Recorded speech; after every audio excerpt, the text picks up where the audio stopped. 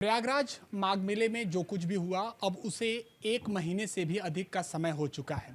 फिलहाल इस मामले में श्री ज्योतिषपीठ के शंकराचार्य स्वामी अवमुक्तेश्वरानंद जी का साफ कहना है कि जो कुछ भी यहाँ पर विचार आए हैं लोगों के व्यक्तिगत रहे हैं, लेकिन अभी तक सामूहिक मत नहीं आया है और वो सबसे ज़्यादा आवश्यक है। फिलहाल कल उत्तर प्रदेश के उप मुख्यमंत्री वाराणसी में थे, भारतीय जनता पार्टी की बैठक भी हुई। इससे पहले उन्होंने बटुकों का पूजन भी किया, लेकिन सवाल इस बात का है कि जिन बटुकों के अपमान होने की बात कही जा रही है, क्या उन्होंने माफ कर दिया? ये सबसे बड़ा सवाल है। हमारे साथ बातचीत के लिए शंकराचार्य जी हैं, हम उनसे बात करेंगे।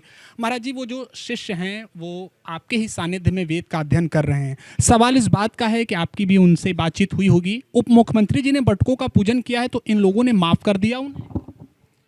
ऐसा है कि उप मुख्यमंत्री जी ने अपनी सदाशयता दिखाई। प्रतीक रूप में उन्होंने कुछ बटुकों को बुला करके उनकी पूजा अर्चना सम्मान किया। वो ये कहना चाहते हैं कि गलत हुआ और होना ये चाहिए था जो मैं अब करके दिखा रहा हूँ। अगर बटुक सामने आते तो उनका सम्मान किया जाना चाहिए था, अपमान नहीं किया जाना चाहिए था। उनके स्वाभिमान को ठेस नहीं पहुँचानी चाहिए थी, उनकी चोटी पकड़ के नहीं उखाड़ना चाहिए था। तो ये बात तो उनकी अच्छी है, लेकिन उन्होंने ये कर्मकांड कर दिया, इतने मात्र से बात ही ख़त्म हो गई।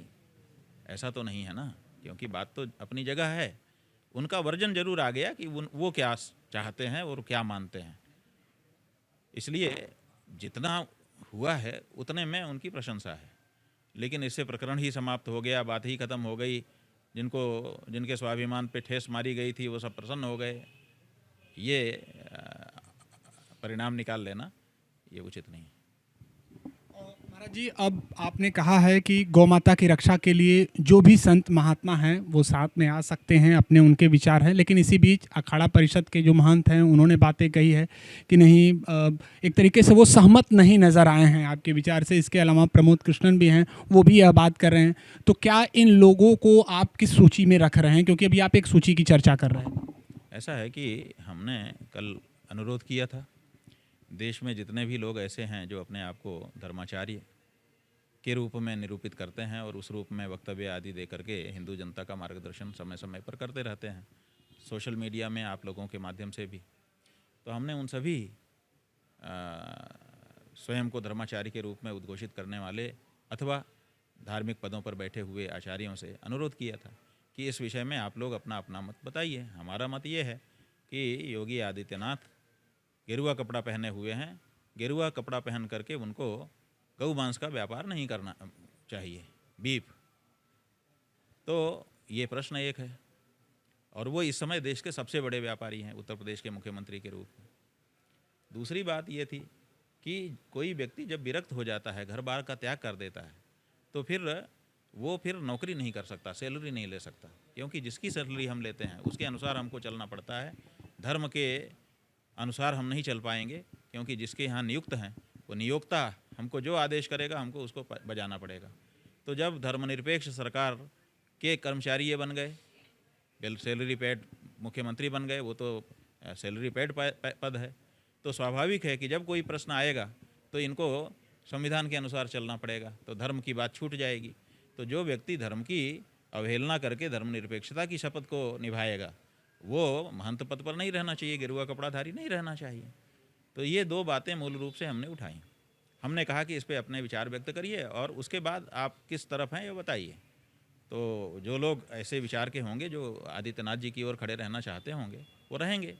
उनसे पूछा जाएगा कि आप इनके साथ खड़े हैं तो आपका तर्क क्या है, आपकी परंपरा क्या है, आपका प्रमाण क्या है शास्त्र का, तो वो बताएंगे तो हम लोगों का ज्ञानवर्धन होगा, और नहीं तो शास्त्र के अनुसार जितना हम लोग अभी तक समझे हैं उसके अनुसार हम लोग अपनी बात बोल ही रहे हैं। तो हम यही तो चाहते हैं कि लोग जो है उनके पक्ष में भी खड़े हो। पिछले देखिए 10 दिन पहले हमने कहा था कि इस पर वाद विवाद करिए, तो कोई वाद विवाद करने नहीं आया। इसीलिए अब अगला जो 10 दिन है हमने इसीलिए कहा कि भाई कौन किस तरफ है साफ कर दो। तो बड़ी हमको प्रसन्नता हो रही है आप लोगों से जान करके कि कुछ लोगों ने अपने आप को घोषित करना शुरू कर दिया है कि हम किधर हैं। तो वो जिधर हैं इसका मतलब उनकी प्रकृति वैसी ही है, तो उसी अनुसार उनका भविष्य में उनके साथ का व्यवहार सनातनी जनता तय करेगी। यहाँ पर एक बोर्ड भी आपने कहा है कि अभी आप बोर्ड हमने अभी अभी तो हमको इस बात का पता चला आप लोगों के माध्यम से कि कुछ लोगों ने कहा है कि हमारा पक्ष ये है, हमारा पक्ष ये है। तो जो जिस पक्ष में होगा उसके अनुसार उसका परिगणन गोलबंदी की जाएगी। तो अब बोर्ड बनने में भी देरी लगेगी क्योंकि ये तो पहले से पता नहीं था।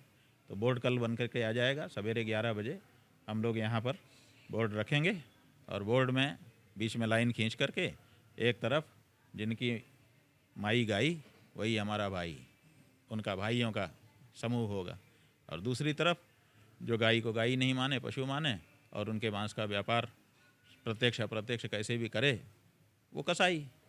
तो भाई और कसाई के रूप में दो गोल बनेगी और दोनों गोलों में जो जो जहाँ खड़ा होना चाहेंगे खड़े होंगे। स्पष्ट है महाराज जी कि जो इन गौ माता की रक्षा का समर्थन नहीं कर रहा है वो कसाई की श्रेणी में। हाँ भाई, रक्षा आपका धर्म है। अगर आप हिंदू हैं तो हिंदू धर्मशास्त्र में कहा गया है कि गाय की रक्षा करो, रक्षा धर्म का पालन करो। तो जब रक्षा धर्म का आप पालन नहीं कर रहे हैं इसका मतलब कि आप काटने के पक्ष में हैं। काट नहीं रहे हैं भले, लेकिन काटने वालों के पक्ष में अनुमंता, विशेषिता, निहंता, क्रय विक्रयी, इस तरह से हमारे शास्त्र में 8 लोग हैं जिनको यही नियम है। जो चुप रहता है वो भी कहीं ना कहीं मूक समर्थक माना जाता है। तो मूक समर्थन करके आप भी तो कसाई ही हो रहे हैं। तो इसलिए भाई और कसाई 2 श्रेणियों में हम अपने सनातन धर्मियों को बांटेंगे। यही असली हिंदू और नकली हिंदू की भी पहचान होगी। सनातन धर्मी अगर बटेंगे तो इससे हानि भी तो बटेंगे तो इससे हानि नहीं होगी, इससे राजनीतिज्ञों को हानि हो सकती है।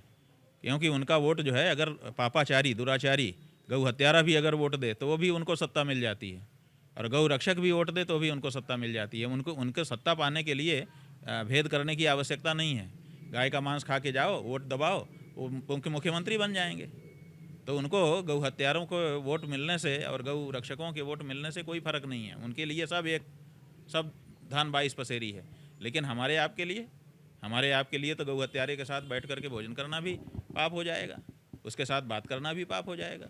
इसलिए हमारे लिए ज़रूरी है कि सेपरेट हो जाएं, दोनों अलग अलग हों। और उनके लिए ज़रूरी है कि अब उनसे क्या फ़र्क पड़ता है, गौ हत्यारा हो, गौ मांस खा के आए, वह दबाए। महाराज जी, एक अंतिम सवाल। सदन में आज उत्तर प्रदेश के मुख्यमंत्री जी भी बोल रहे थे, उन्होंने अपनी बातों को यहाँ पर रखा है, आने वाले समय में जो विज़न है उसको भी रखा है। इसके अलावा उन्होंने कहा कि 2017 के पहले प्रदेश की कुछ और छवि हुआ करती थी। यहाँ तक कि ऐसी स्थिति थी कि बाहर जाते थे तो लोगों को कुछ एक अलग नज़रिए से देखा जाता, लेकिन अब जब जाते हैं तो लोग कहते हैं कि अरे वाह, आप उत्तर प्रदेश से आए हैं। तो आपको भी लगता है कि अब बदल गया है बीते 9 सालों में उत्तर प्रदेश के लोगों के प्रति देशवासियों का नज़रिया, बाहर के लोगों का नज़रिया? देखिए, अपने यहाँ कहावत है, अपने मुँह मियाँ मिट्ठू बनना। इस मुहावरे को आप समझते होंगे। तुलसीदास जी महाराज ने भी कहा, अपने मुख ते आपनी करनी, बार अनेक भांति बहुबरनी। जब कोई व्यक्ति अपने ही मुख से अपनी प्रशंसा करने लग जाए तो समझ लो कि बहुत कमज़ोर है वो। जो तेजस्वी सम्मान खोजते नहीं गोत्र बतला के, पाते हैं जग में प्रशस्ति अपना कर्तव्य दिखला के। तो अगर वो तेजस्वी भी होते तो अपने कर्तव्य से उनका प्रशस्ति हो जाती। उनको खुद अपनी प्रशस्ति करने के लिए स्वयं अपने मुख से बोलना क्यों पड़ता? तो इसलिए अपने मुंह से उनको बोलना पड़ रहा है। इसी से समझ लो कि कितने कमज़ोर हैं वो। महाराज जी, जापान की भी यात्रा पर मुख्यमंत्री जी जा रहे हैं। वहाँ पर भी ये पहली बार ऐसा होगा कि कोई पूरी तरह से सनातन वेशभूषा में कोई एक ऐसा प्रदेश का नेतृत्व करने वाला व्यक्ति विदेश की धरती पर जा रहा है। आप इसे कैसे देख? इसमें क्या देखना है? मुख्यमंत्री हैं, देश विदेश जाना कोई बड़ी बात थोड़े है। आते ही जाते रहते हैं लोग। इतने दिन क्यों नहीं गए, यही सोचने का विषय है कि भाई 9 साल तक आप क्यों नहीं जा पाए, आज क्यों जा पा रहे हैं। चर्चा इसलिए भी है क्योंकि अखिलेश यादव ने कह दिया है कि जापान जाते समय आप क्योटो भी चले जाइएगा, वहाँ पर एक तंज कसा है उन्होंने। वो उनका आपसी मामला है। वो लोग राजनीतिक लोग हैं, आपस में एक दूसरे को तंज कसते रहते हैं। हम तो तंज नहीं कस रहे हैं, हम तो सीधे बाण मार रहे हैं, क्योंकि हम धर्म युद्ध कर रहे हैं। इसलिए हमारा तंज वंज नहीं है, हमको कुछ घुमा फिरा के नहीं कहना है।